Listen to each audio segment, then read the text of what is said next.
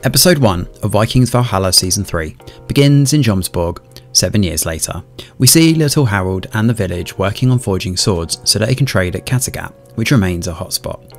Freydis has still not given up hope and continues to ask about Harold and Leif, and learns that they are now part of the Byzantine army. We then cut to the Byzantine siege of the Sicilian fort. The Syracuse army is skilled and almost takes down Romanos, the Byzantine emperor. However, we see that it is Harold and Dawn, one of the redhead sisters from season 2, who saved the emperor's life. Constantinople, the Byzantine capital, is undefended, which makes Romanos nervous. He wants to stop the siege and head back. General Maniakes is not happy, as he believes this move will make them look weak.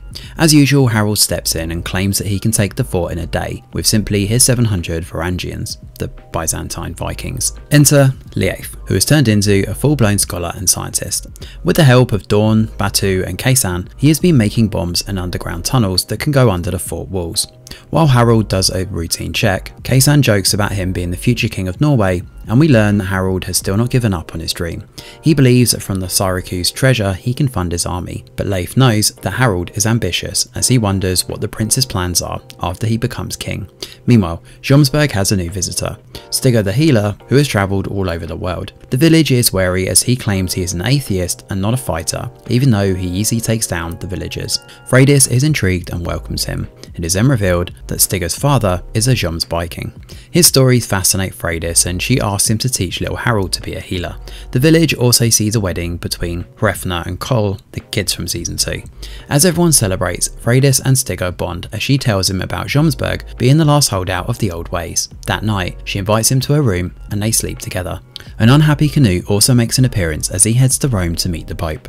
The Pope wants Canute to build 300 churches as punishment for all the pillaging and raids. He also wants Canute to appoint a successor.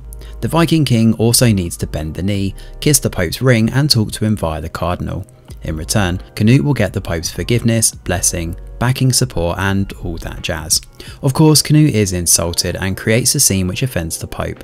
Emma is worried as she warns Canute that the Pope can excommunicate him, but Godwin fixes things by bribing the cardinal. Emma wants to try a different tact as she believes bribery won't earn the Pope's sincerity, but Godwin refuses to listen. We return to the siege as General Maniakes doesn't trust Harold. However, Romanos points out that he became the emperor of the greatest empire by using men who risk more than he does. Meanwhile, an unwitting Harold executes his plan, which has Batu and Kaysan pretending to enter the fort via the tunnel. The Syracuse army pours gasoline down the tunnel and sets it on fire to stop them. But it turns out, this is exactly what Leif wanted. The fire spreads to the second tunnel, which leads to the back of the fort.